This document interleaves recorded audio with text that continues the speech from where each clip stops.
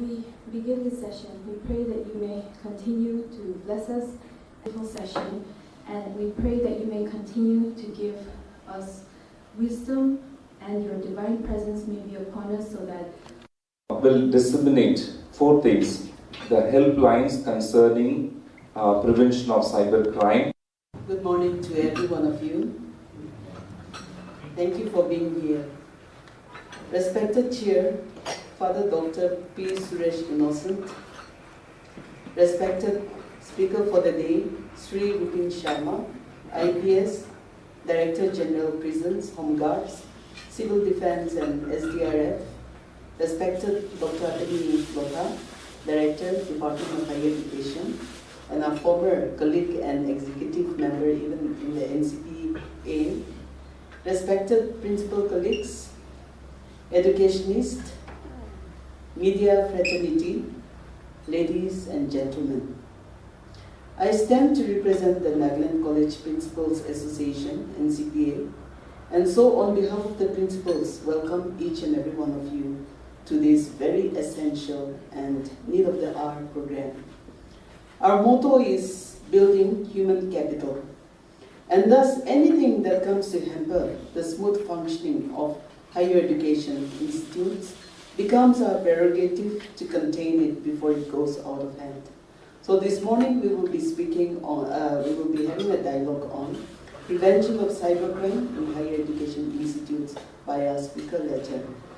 But before I say a little keynote, I'd like to, especially on behalf of the NCPA, would like to welcome especially Sri Rupin Sharma sir into our midst and Dr. Abhini Lotha into our midst here. Let's welcome them with a big round of applause. Not just that, NCPA would want to give you a bouquet of flowers. So may I request our General Secretary, Dr. Abhini, to kindly coordinate that. Sir Rupin Sharma,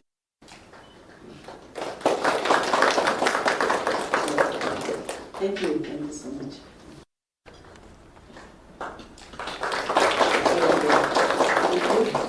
And this morning we have a collaboration with NSCW for 3 years. 1 more year is yet to come. Till next year we have taken. This was also augmented because of the pandemic, because travels were restricted, and so it came to the heads of the colleges, the principals, to disseminate safety and also to coordinate many things, particularly for the welfare of the girl child and the lady staff, also to conscientize our sons and fellow gentlemen staffs.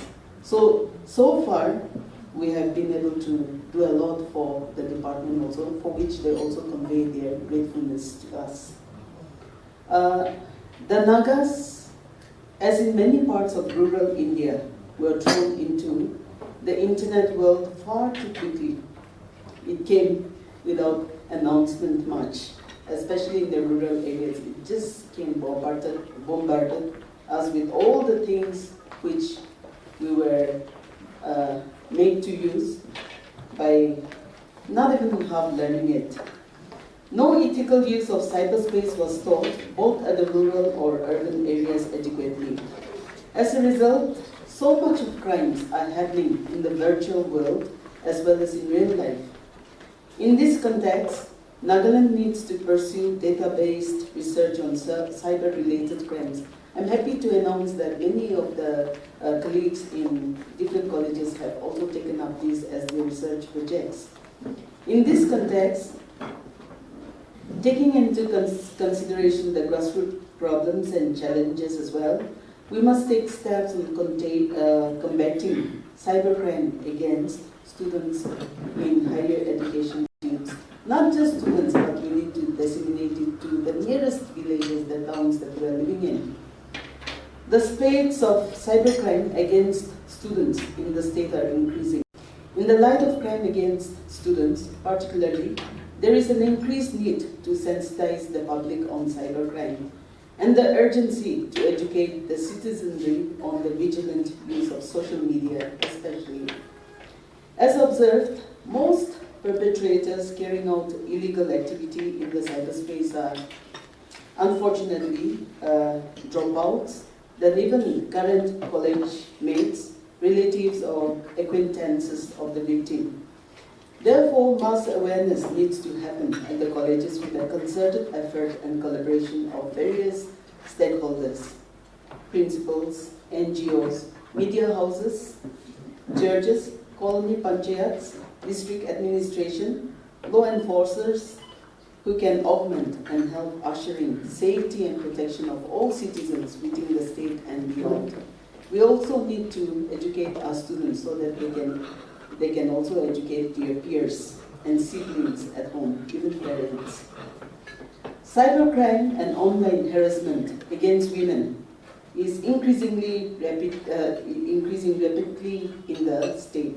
So also girl students often become the target of cybercrime offenders. This social problem is plaguing even far-flung towns and villages. The biggest challenge is that existing laws to protect citizens are there, but it is left in the dark due to insufficient awareness and grasp of the legal parameters relating to cyberspace offenders or offenses.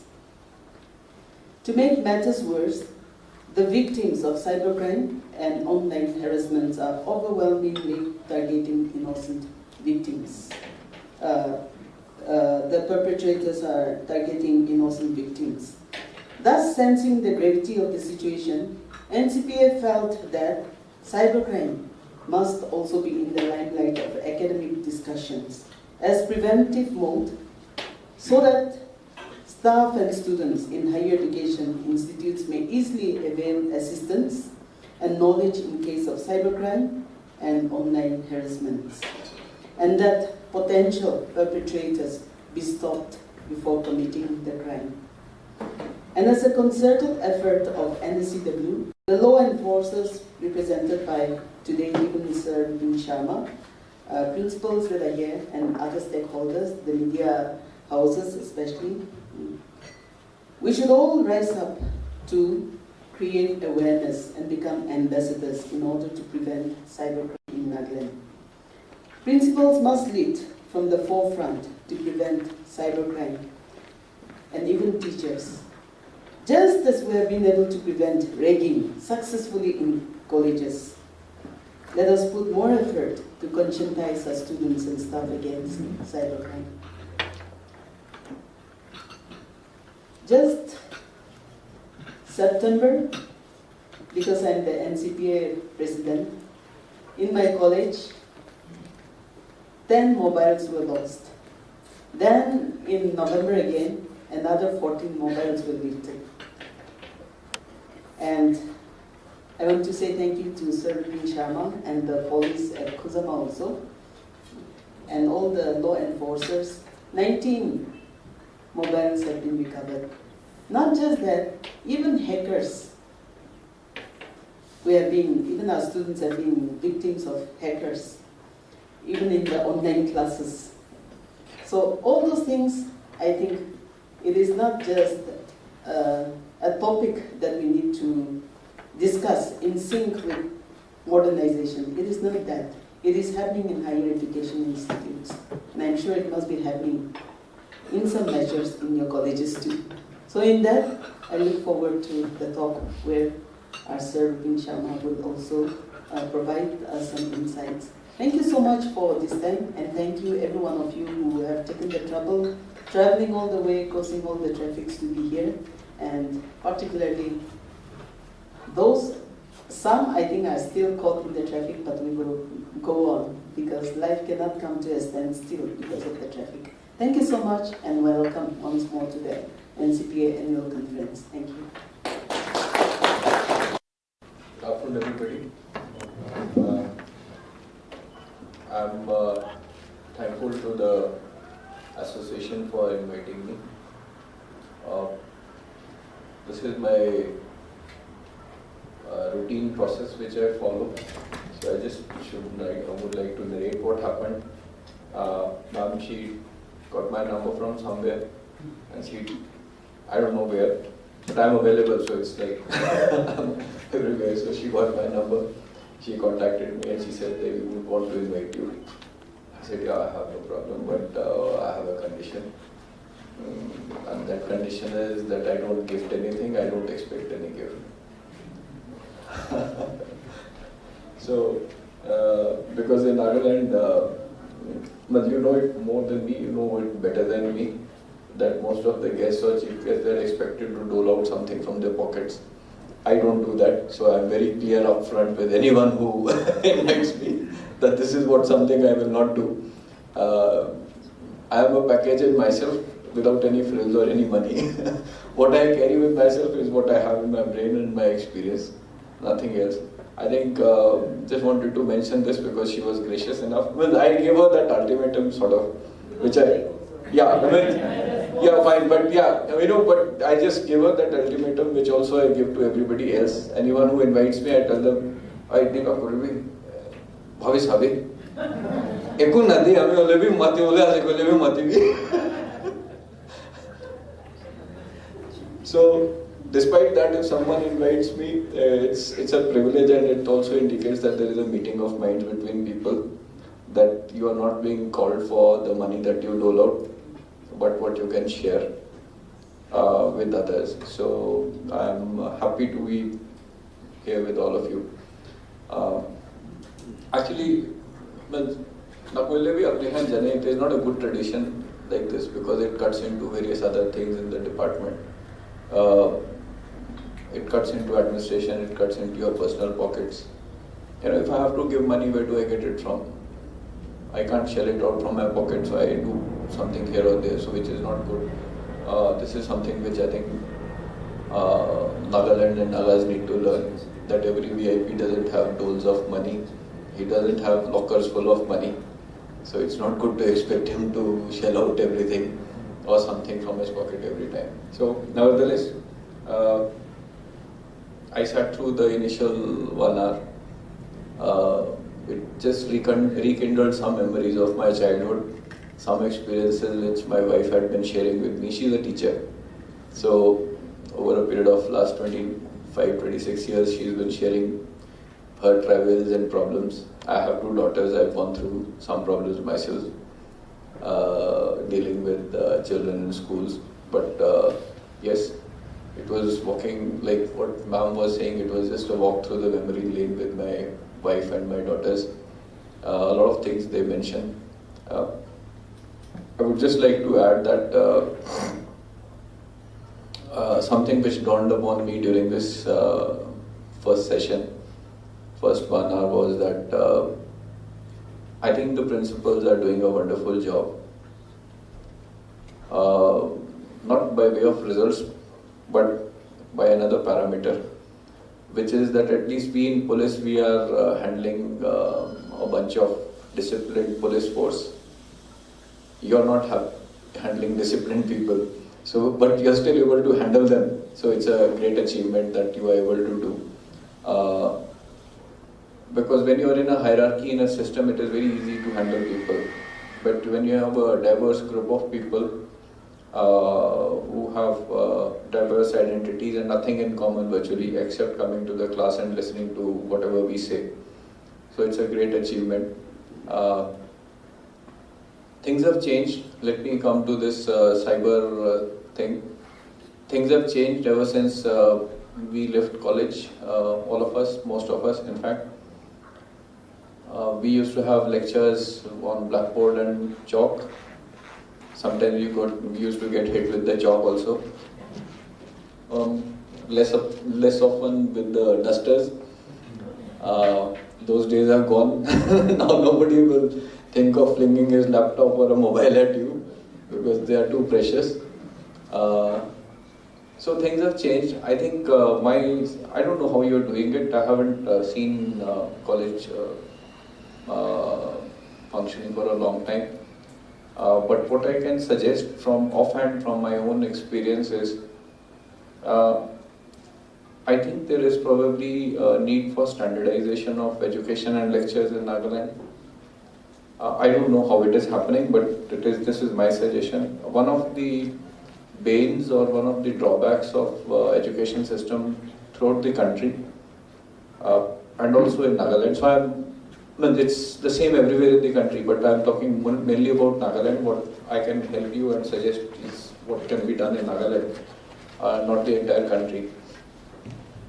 I think in colleges where you have the same subjects and the same classes, there is a desperate need for standardization of lectures, standardization of the content which is put out to the students.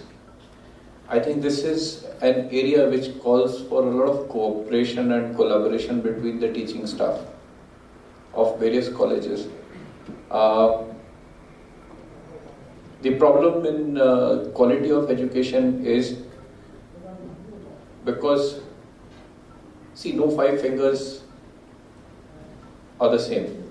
So teachers across educational institutions are not the same also. But we can bring about that equality at least by having a similar content or the same content being put out.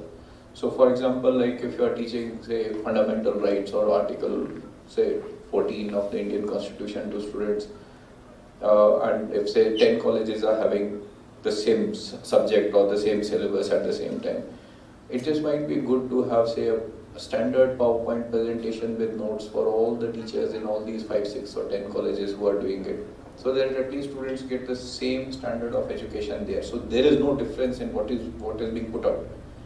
The difference is not based on individual, yes, it is based on individual differences of quality between teachers, but there is a basic threshold level which is maintained across. So I don't know what is happening in this, but I could suggest that this should be done, and this can be done very, very easily. Recently started using Google Workspace. In Google Workspace and Google Slides and all, you can have collaborative presentations. In the sense, people can online collaborate and prepare. So it just might make sense that a group of people, 4, 5 of you, and under the association, rather than talking about other things, also let us also try to improve the quality of education and try to bring about some standardization of what content is being put out to the teachers. If that could be done, it will be a very good achievement. It will probably improve the standard of education throughout the state. I don't know,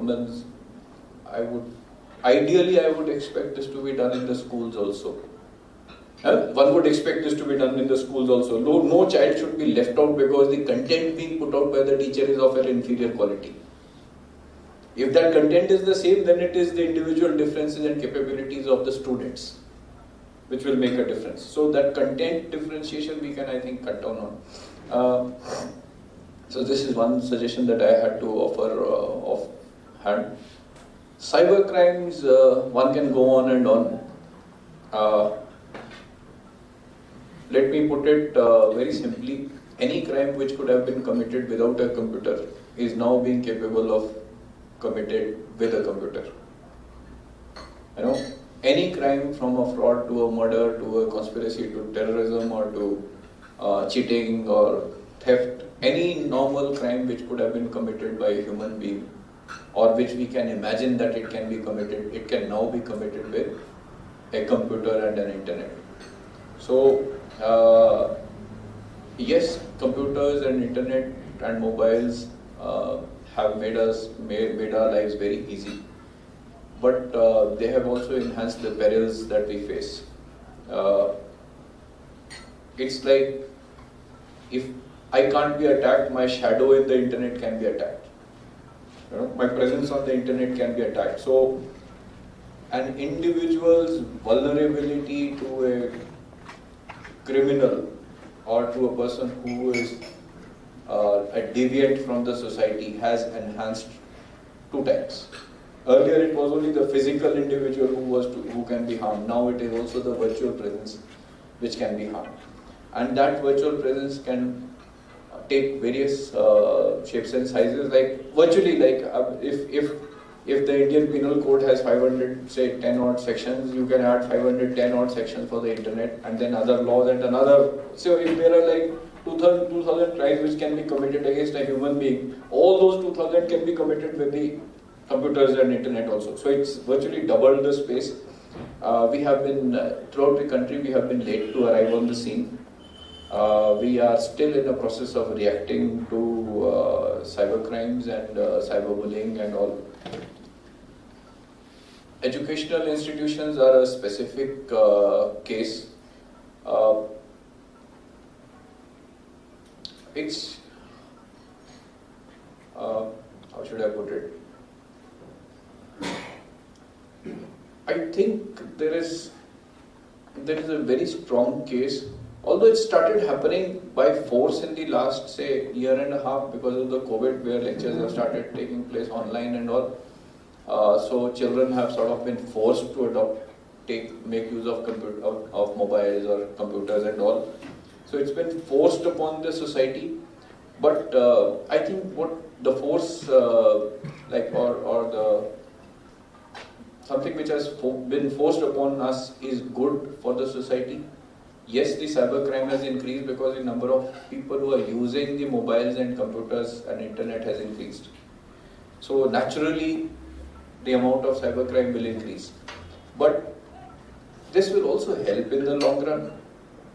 This increased proliferation of the use of internet and mobile phones and computers, this will help in the long run.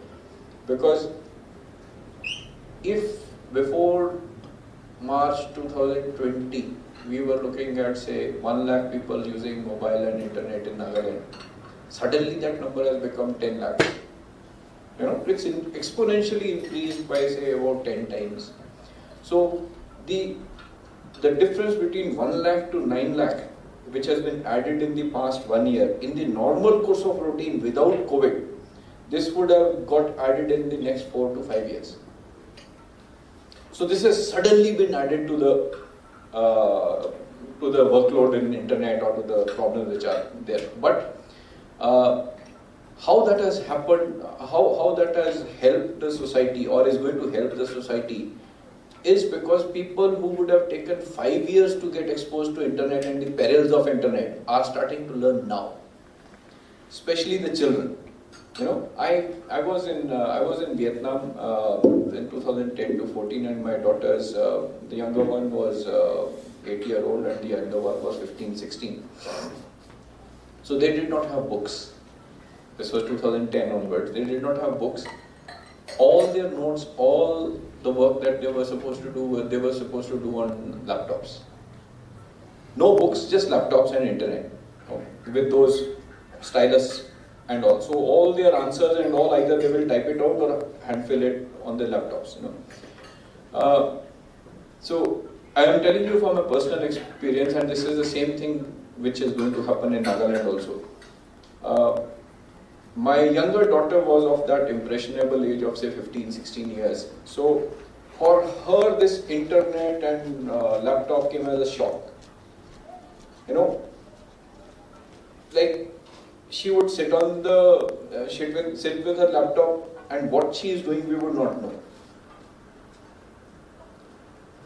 If we try to catch it, children are very smart. They'll just push a tab or something and the other screen comes and you don't know what is happening. So it was very difficult to monitor the elder one because she was of that age. But the younger one, so she took 4 years to get into that internet. So even the internet behavior of the two children, even now, they are different. You know, the younger one is more matured because she got more time. It was like she got a bigger cushion to get absorbed into the internet, into the world of internet and mobile phones and everything. The younger one, it's like Nagas now. Yeah, I mean, honestly, it's like Nagas now. It just hit us like this, you know. So yes, it has, even internet and online classes and all have hit us in the past 1 year.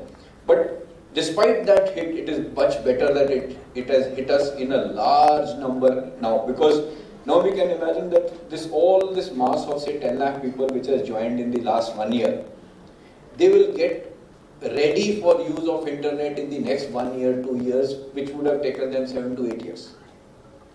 So from a criminal's perspective, he gets a bigger canvas to attack.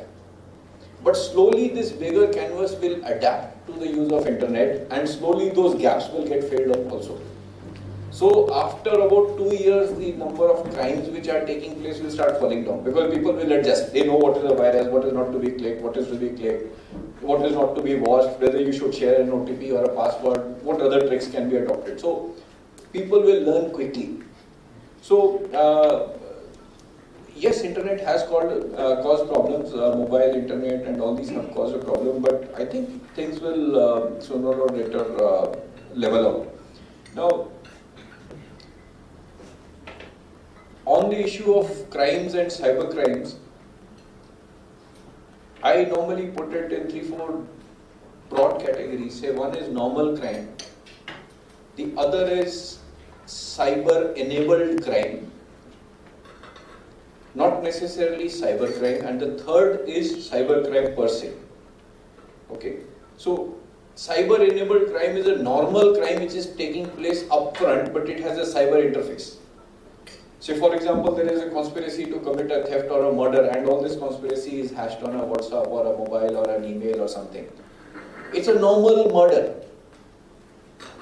or a theft being planned, but the use of everything for communication and everything is, the tools being used are internet based or cybercrime. So there are normal crimes and there are cyber enabled crimes, crimes which are taking place normally, but the backbone of which is internet and cyber world.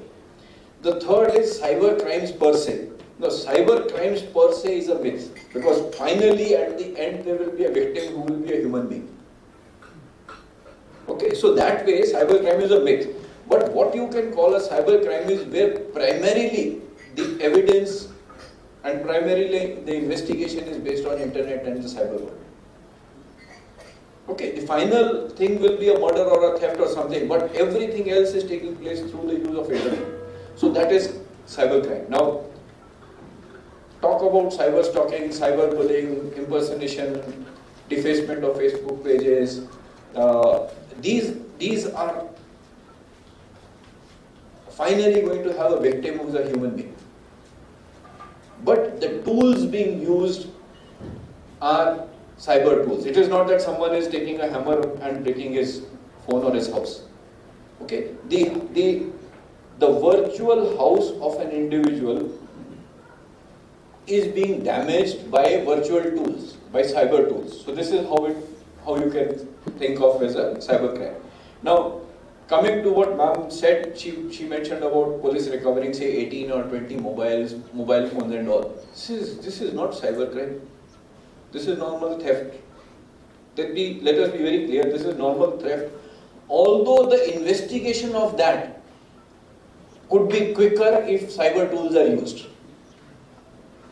Okay, so if you know 14, 15 mobile phones or 20 mobile phones have been stolen, if you report to the police that this phone has been stolen and this person's mobile phone number is this, you just know your mobile phone. And ideally, if you know your IMEI numbers, it's okay. If you don't know, even if you say that my mobile number is this, it has been stolen, you go to the police.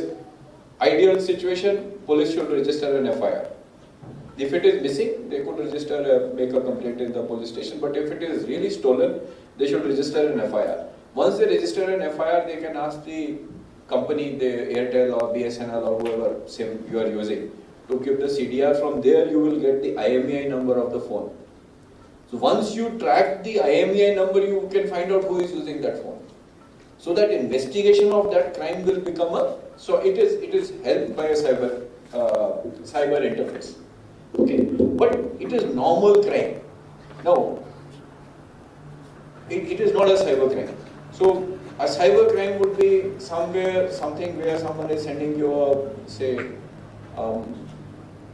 a link or URL and telling you to click on that, and you will get either you will get money or you will get bonus points, or there is a lottery thing that, and about 3 months ago there was this going on.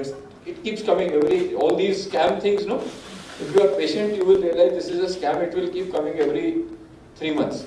So about 3-4 months ago, there was a Tata Motors is distributing cars. So Tata Motors keeps distributing cars, say 10 times in a year. These are all frauds. If you are patient and you are not greedy, you will realize that this is a fraud. Okay? Then Amazon, Flipkart, all these platforms, messages keep getting sent. So what is happening is people are sitting and they are doing just this. They are making fake websites, fake links and sending it. So when you click or it comes on your WhatsApp or your SMS or your email or whatever, you think that it is genuine. The moment you click, what it basically does is, the moment you click is, he sends all your data, that click sends all your data to the person, the perpetrator. And simultaneously, within milliseconds, it takes you to the original website. So you don't even know what has happened in the background with your mobile phone or the instrument. It's a matter of milliseconds. So what I normally suggest this, I can give you one of the simplest tricks I can give you is, if you get a link, a URL from anywhere, the best way to do is, which I do it usually, there is a website called virustotal.com. Virustotal.com. So just what you do is just copy that URL or the link that you are giving, right click karo or whatever with your control and C, whatever you do, copy that, put it into virustotal.com. If it is a suspicious link, there are like 70, 80, it checks from 70, 80 antivirus things. So it will display that it is suspicious. So if it is suspicious, don't click. So that's the easiest thing, the easiest suggestion that I can give is use VirusTotal. Then you can install antivirus softwares and all. But see, antivirus softwares and all, now they are all becoming paid. So they are paid after, you will install once and next year you will again have to install, you have to again pay. So it's like, yes, it is an essential thing, but if you want to avoid that antivirus, the best way is to be sensible, not be greedy. Now, nobody is going to offer you anything. हमें करो आज तक पूरी free product एक तभी दिया है आपने खान के भी ना दो ना anyone who is offering you something, some favor, some reward, something किले दिया से हो दो ना so just as a matter of joke, someone, I mean, you all keep getting messages. Someone sent me a message saying that 500 million is lying there. We will share about 200 million with you. Please share your email address, how we should send it into your bank account. I said, no, I will collect in cash. I am willing to send a truck. Tell me where to be sent. No?